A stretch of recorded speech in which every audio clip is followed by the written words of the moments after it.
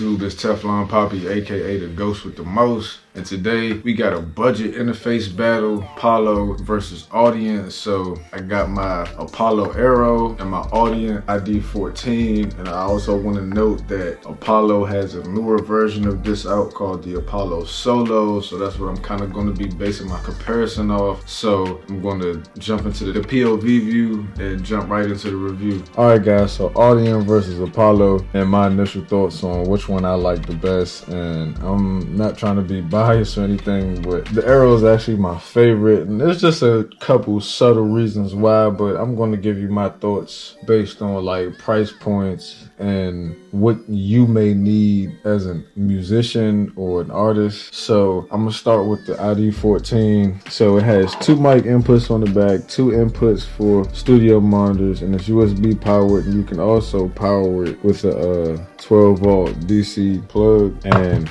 it has 2 gain knobs for your 2 mic inputs, and it has built-in phantom power. You can switch between your monitors and your headphones, and you can also bring up your ID Audient interface with just the press of a button. And I think the Audient ID14 is $299 if I'm not mistaken. And to me, the price difference is this one is $500, and that's actually a significant amount more. But the difference is this actually comes with Universal Audio's analog plugins, and to some people that may be significant and it may not be significant. It just depends on what you need it for. Personally, the subtle differences between these two for me are that this one, every time you cut your computer off, you have to turn the volume back up to where you just last had it, and that's kind of annoying to me because as a producer, you know, and I mix and master my own music and other people's music, I like to have my speakers always set on my sweet spot instead of always having to adjust it every time I'm making music. Because sometimes, you know, if you're not paying attention, you don't adjust it right, and then you wind up messing up your mix, and it's like, oh, because I didn't set my speakers on the sweet spot. And then this one always is set at the same spot. Like I unplugged it. If I was to plug it right now, it'll be set at the same spot that I left it at, and that's what I love about it. Number 2, this one gets really loud, and I love that. You don't have to turn it all the way up just to hear it. Like this one, you got to kind of crank it all the way up just to get it to the sweet spot, or at least where I like to have it at. But this one to me definitely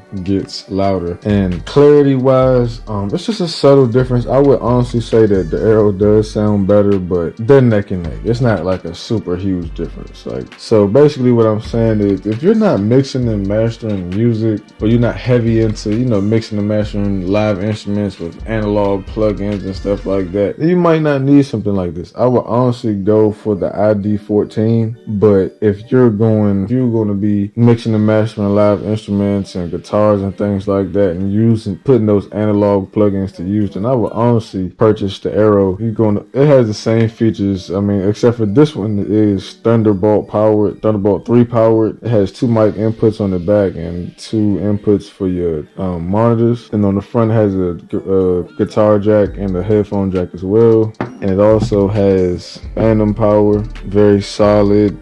They're nice and portable. This is actually the one I use on my laptop and I take everywhere with me. This is actually my in-home studio interface. But personally too, like I got this for my Mac and I got this for my PC, but now they're making PCs with Thunderbolt 3 jacks. So it just depends on your computer, your needs, and this one is ran off USB. Personally, if I was just a producer just making beats, I would go with Audient. But if I was gonna be, first of all, if I had a Mac, or if I was planned on using all the analog plugins and things like that, then I would go with the Aero. But if you want to know which one my favorite one is, it is the Apollo Aero. And just like I said, Apollo has the newer version of this out called the Apollo Solo, and you guys should go check that one out as well. But both of these are great interfaces, and I don't think you can go wrong with either one. They're both well built. They're both well built by reputable audio companies, Audient and Universal Audio. Well, there's just the subtle differences between the two guys and which one I like best. So like, comment, leave a thumbs up, and don't forget to ring that bell so you don't miss a notification.